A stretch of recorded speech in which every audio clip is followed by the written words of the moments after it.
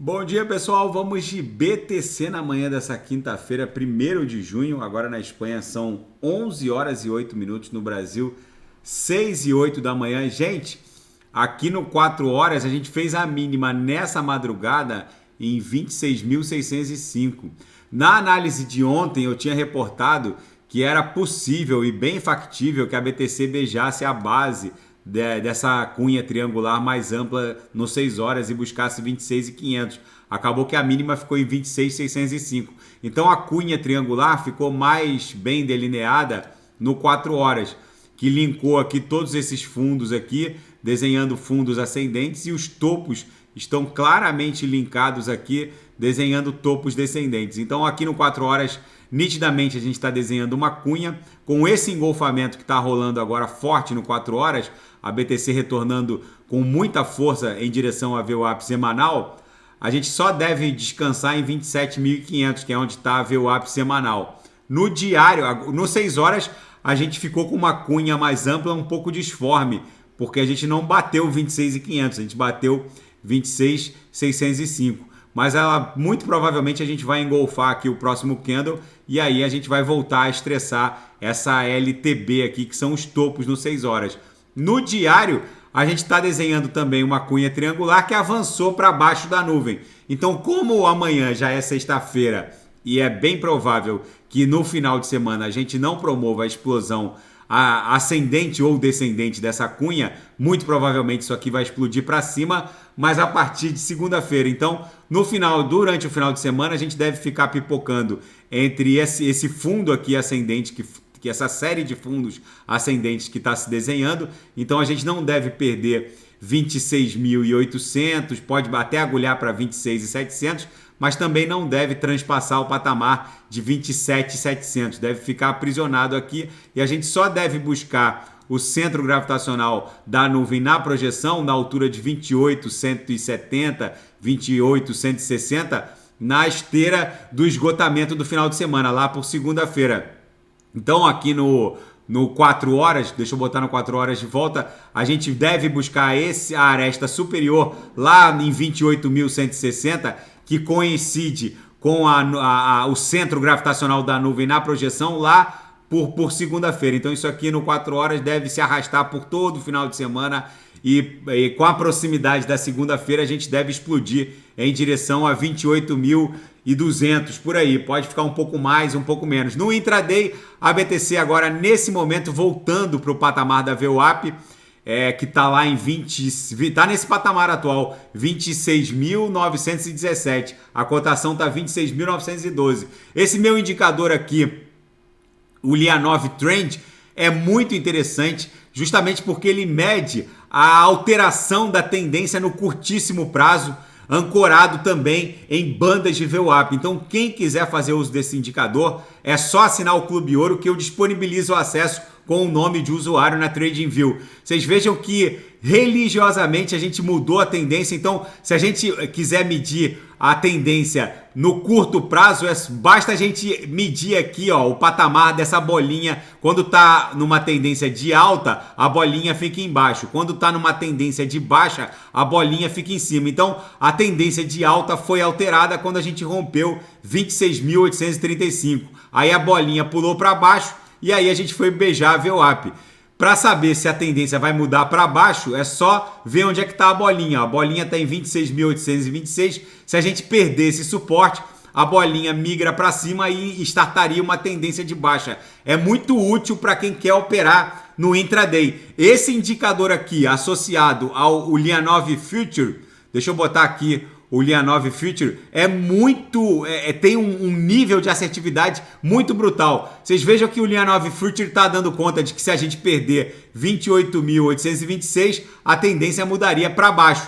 Ou seja, para quem opera alavancado no mercado de futuros, esse Lyapunov Trend, junto com o Lyapunov Future, cria um farol muito poderoso para quem opera no mercado de futuros. É só assinar o Clube Ouro que eu disponibilizo o acesso. Na seara fática, a Binance está se defendendo e se opondo a um inquérito instaurado pelos reguladores canadenses que, na verdade, indiciaram a Binance horas antes da Binance anunciar o abandono da jurisdição canadense. A Binance enfrenta uma investigação da Ontario Security Commission, o regulador financeiro canadense.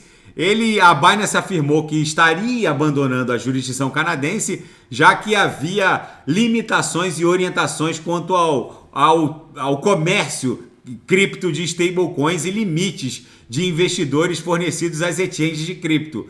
Na verdade, o que aconteceu é que a Binance foi amplamente indiciada e, por isso, horas depois desse indiciamento, eles anunciaram o abandono da jurisdição canadense. E a exchange de criptomoedas dos irmãos Winklevoss, aqueles que processaram o Mark Zuckerberg buscando uma parcela da sociedade do Facebook, que é objeto do filme A Rede Social, eles também são proprietários da exchange Gemini, estão buscando uma licença cripto nos Emirados Árabes Unidos. A hostilidade, né, regulatória contra a indústria cripto segue expulsando grandes players da jurisdição norte-americana. E o CEO da BlackRock emite um alerta terrível sobre o drama do teto da dívida norte-americana. O Larry Fink avisou que o acordo do teto do endividamento, que na verdade eliminou o teto até janeiro de 2025, esse foi o acordo que foi aprovado na Câmara, agora vai para o Senado. Ele destacou que o acordo só reforça a utilidade do Bitcoin porque é essencialmente uma ruptura com o sistema financeiro tradicional. Se em algum momento da história, lá nas revoluções burguesas, a igreja se separou do Estado, pondo fim ao absolutismo, agora é chegado o momento do Estado se separar do dinheiro. E isso está acontecendo pela revolução cripto. Enfim, é mais uma opinião, mas na verdade o que está havendo é uma guerra de titãs. Na seara geopolítica, o teto do endividamento está suspenso até janeiro de 2025. Para a BTC, isso é muito bom. Agora os Estados Unidos podem se endividar à vontade até janeiro de 2025. E o acordo agora que suspende o teto do endividamento até 2025 parte para o Senado. E a Nvidia e outras 6 gigantes Big Techs vão engolir a torta da inteligência artificial.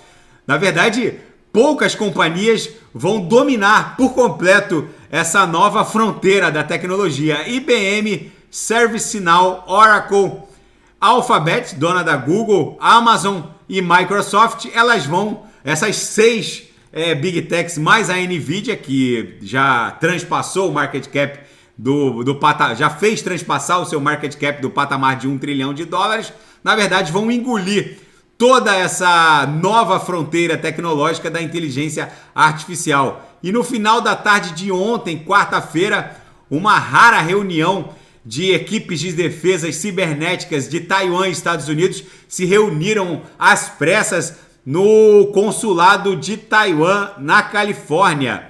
A vice-primeira-ministra de Assuntos Digitais de Taiwan, Xi Hermin, se reuniu com representantes dos Estados Unidos do Instituto Nacional de Padrões e Tecnologia no consulado taiwanês na Califórnia. Taiwan, segundo funcionários que não quiseram se identificar dos dois lados, estaria se preparando para o pior cenário de destruição de suas telecomunicações e linhas de energia no caso de uma invasão por Pequim. Enfim, gente, o mundo está virado numa hecatombe nuclear e uma guerra geopolítica e tecnológica entre Estados Unidos e China. Nesse cenário apocalíptico Mad Max, a BTC aqui no intraday segue agora orbitando o patamar da VWAP no intraday. Vocês vejam que a gente lambeu a lower e esse meu indicador aqui levou a BTC em direção à VWAP. Houve aqui uma perda do suporte e iniciou aqui o Lianov Trend uma sequência uma tendência de baixa, e agora a gente engatou uma quinta em direção à VWAP. Então agora a gente vai ficar orbitando esse patamar de 26.917, que é onde está a VWAP no intraday. Vamos ver qual vai ser o próximo candle que vai se desenhar aqui no 4 horas. Já houve um belíssimo engolfamento. É muito provável que seja um candle comprador em direção à própria VWAP semanal, que está lá em 27.500. É para lá que a gente está indo. Daqui a pouco eu volto com ADA, XRP, Shiba Inu, Polkadot Kusama, quem quiser sugerir é só colocar nas mensagens abaixo. Grande abraço, até daqui a pouco.